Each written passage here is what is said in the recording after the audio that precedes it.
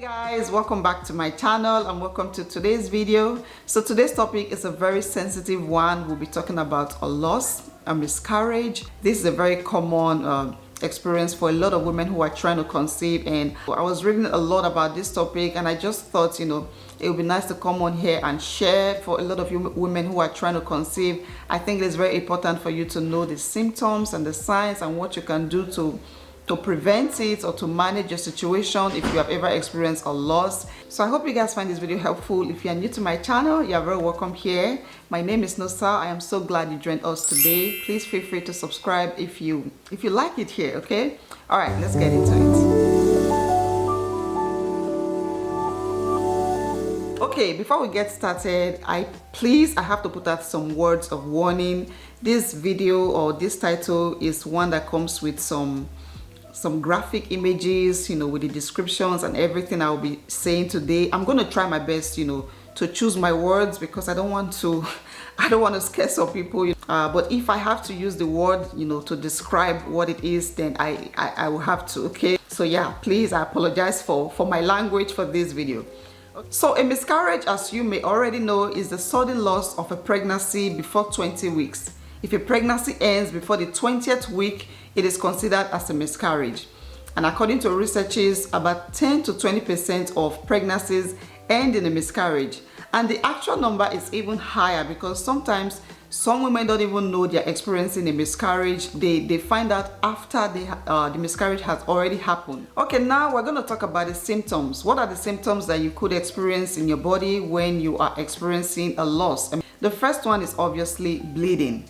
Bleeding from your vagina. It can be light bleeding, which is also called spotting. It can be heavy bleeding that comes with some blood clots. Another very common symptom is pain or cramps in your pelvic area and your lower back. And sometimes it can be mild, sometimes it can be very painful, like even more severe than your regular menstrual cramps. Another one is passing out fluid or tissue from your vagina. Fluid and tissue, and when I say fluid, this is different from blood, this is different from bleeding. This is just like watery stuff coming out from your body. Sometimes it can be grayish, the color can be grayish. It can also be accompanied with some blood clots. When you see that, then you are most likely experiencing a pregnancy loss. Another one which I find very interesting is a fast heartbeat. If you notice that your heart rate is going very fast, even when you lie down, you try to relax, it is just going very fast, and you're also experiencing all the other symptoms that we mentioned before, like bleeding and pelvic pain, cramps, then that could be a sign that you are losing a pregnancy.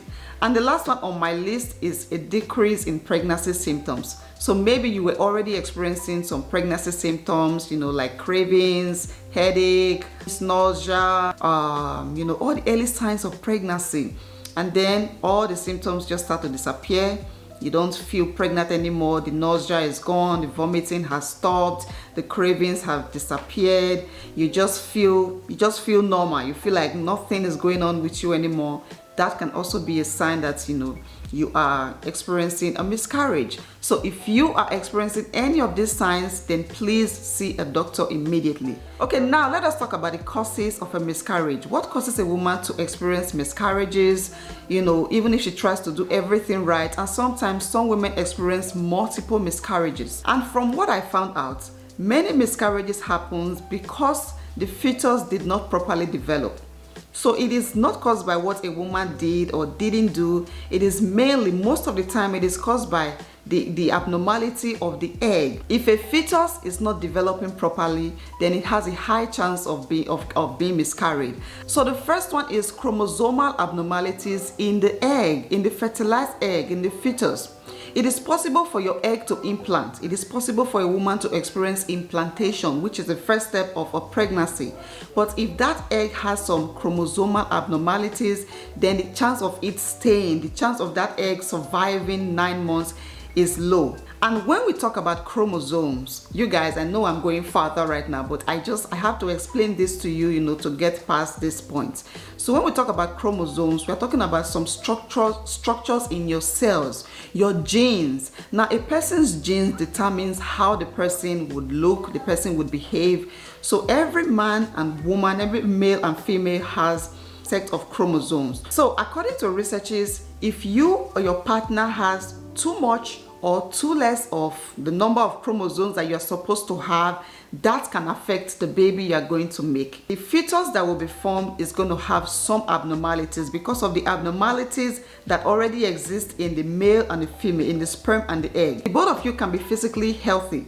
You or your partner can be looking physically healthy and fine, but you carry a chromosomal, you carry an abnormality in your chromosomes, and that is something that can be passed on to the baby, onto the fetus that you're going to create, and that egg cannot stay. It cannot be viable. It cannot, that pregnancy cannot last. That pregnancy is going to end in a miscarriage because of all the abnormalities in the cell structures, in the gene. I hope I explained this well. You guys, I am trying to explain this to the best of my abilities. So the first one is abnormalities in the chromosomes, abnormalities in the genetic formation. If there is any kind of abnormality, whether in the sperm or in the egg, that is going to affect the viability of the pregnancy. And according to researchers, this is the most common cause of miscarriages. So this is not something that you did or that you didn't do. This is just, you know, your genetics, the way your or your spouses, your partner, the way your chromosomes are put together. Another one is uncontrolled diabetes. Uncontrolled diabetes. This is more of a maternal health condition, more of the woman's problem. So uncontrolled diabetes can put you at a high risk of miscarriages. Another one is hormonal imbalance. Hormonal problems can also make you experience miscarriages. Another one is exposure to touch disease. Exposure to touch disease. I'm going to put the name on the screen. You know, it's like a very long word. I couldn't say it all. If you're exposed to some kind of viruses or diseases that can affect your reproductive organs, that can also lead to it. Another one is the state of your cervix. So there's something called incompetent or weak cervix. So if you have a weak cervix, that can also put you at risk of a miscarriage. So a woman's cervix is supposed to be closed until the end of her pregnancy, when you're ready to have your baby. But when your cervix is opening, when you have a weak cervix that, you know, just constantly, easily opens during the early weeks of your pregnancy, then you can experience a miscarriage. There are also lifestyle factors. If you're someone that smokes or drinks alcohol, then you are at risk of miscarriages. Another one is thyroid problems. Your thyroid, if you have issues with your thyroid, then you can experience miscarriages. Another one is being overweight or underweight. Malnutrition, if you are severely malnourished, then at risk of miscarriages. Congenital heart disease, severe kidney diseases. There are also some medications that can cause miscarriages, like Accutane. Accutane is a medication that's used to treat acne, but it can also lead to miscarriages. Another one is improper implantation. If your egg did not properly implant in the wall of your uterus, then that egg, you know, would not stay. That could lead to a miscarriage. And the last one on my list is age. Your age can also put you at risk of miscarriages, because women who are older, they have higher risk of chromosomal abnormalities in their eggs. When you start getting older, your eggs are no longer as fresh and healthy as they were when you were younger. So older women have higher risk of experiencing miscarriages due to the increase in chromosomal abnormalities in their eggs. Okay, now let us talk about something very interesting. What does not cause a miscarriage? What are some things that you can do as a woman that will not lead to a miscarriage? The first one is exercise. Yes, I used to think that, you know, overworking, over exercising can cause you to have a miscarriage. But from what I found out, no.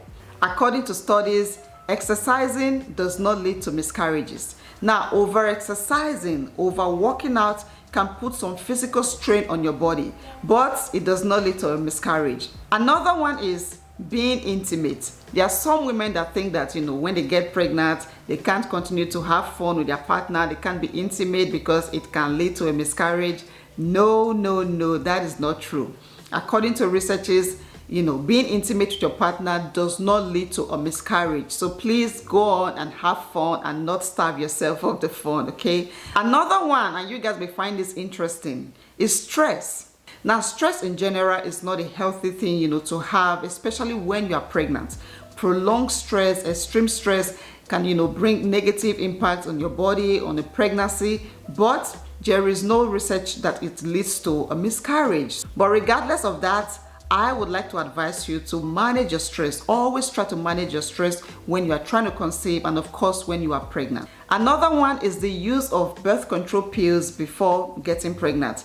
That is another misconception that a lot of women have. You think that you're experiencing miscarriages because you were once using some pills. No, that is absolutely wrong. There are no researches to show that using some birth control pills can affect you when you get pregnant or cause you to experience miscarriages. And the last one is being a workaholic.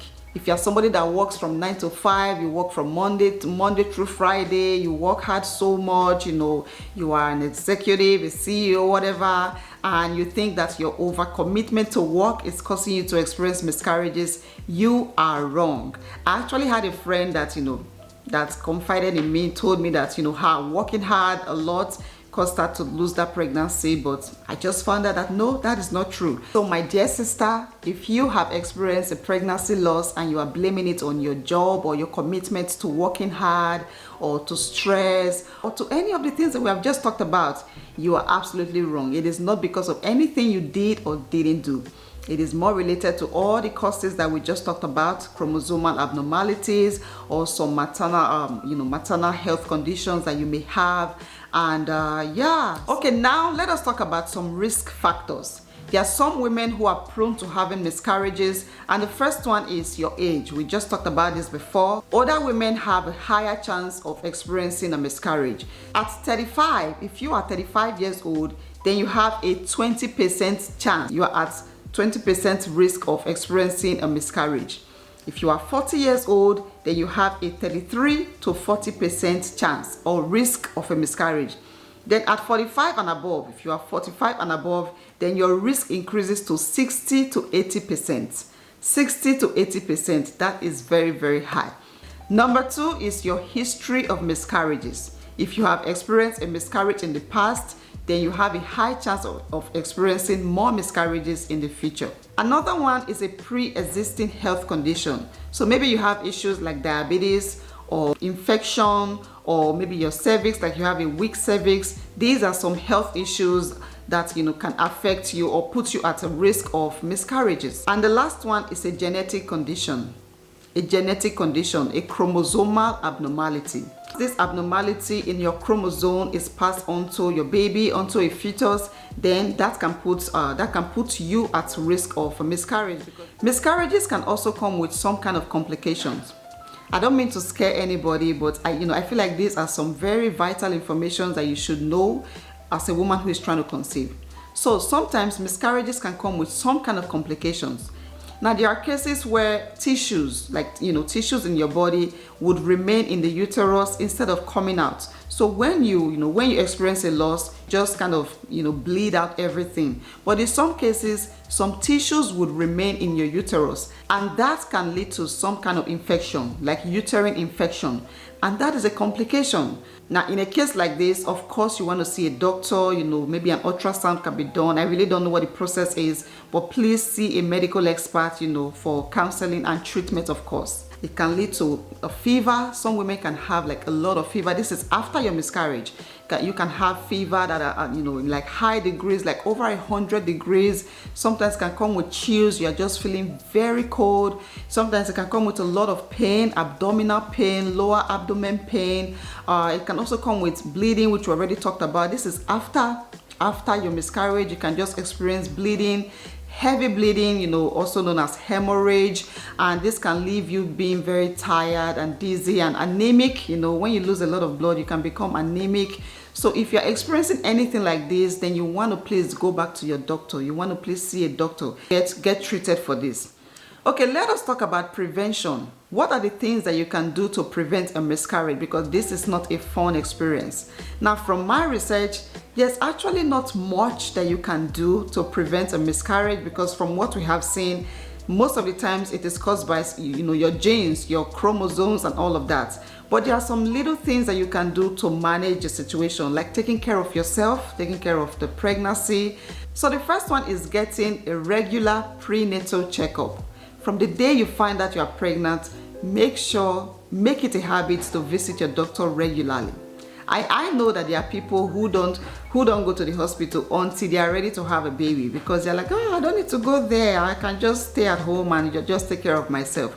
Well, if you have ever experienced a pregnancy loss, if you have ever had a miscarriage experience, you want to get checked regularly so that if there is any sign that you could be losing the baby, a doctor can find that early and then can offer some help and help to keep that baby. You also want to take your daily multivitamins seriously. Your supplements, your folic acid, your vitamin E, all the vitamins and supplements that you take, make it a habit to take it consistently throughout this period, especially once you find out that you are pregnant. Please don't get me wrong. I am not saying that multivitamins can prevent a miscarriage from happening. What I'm basically saying is you want to get your body fortified. You want to prepare your body and make it a good place for a healthy pregnancy to stay. So make it a habit to take your multivitamins before you get pregnant, during your pregnancy, especially during that first trimester, and then of course leading up to the end of your pregnancy. You also want to limit your caffeine intake. Reduce the amount of coffee you take. And from studies, it has been shown that caffeine can have a lot of negative impact on your fertility, especially when you're pregnant. If you're a woman who has experienced a pregnancy loss before, once you get pregnant, you want to seek counsel from your doctor. You want to talk to your doctor. And also, if you have a pre-existing health condition, maybe you have diabetes or high blood pressure or heart, kidney issues, even asthma, anything that puts you on medication, and then you got pregnant, you also want to see your doctor, to get some counseling, to know how to manage that pregnancy and take it to full term. These are some very important things. Don't just, stay home and drink fertility tea or drink water or whatever. Please see a doctor to get some medical counseling so that you can get the best outcome both for you and for your baby. So these are some things that you can do. These are a few things that you can handle by yourself. If you are not experiencing genetic issues, chromosomal issues, or a weak cervix or whatever, then just these lifestyle habits and seeing your doctor regularly can help you carry your pregnancy to full term.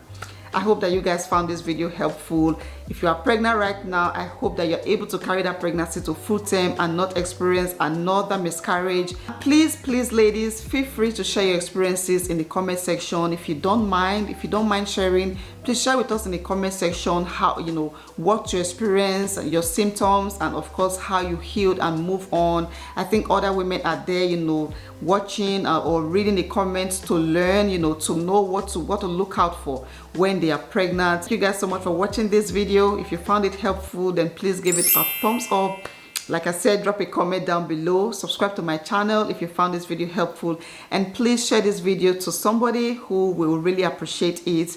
Thank you guys so much for always being here. I'll see you all in my next one.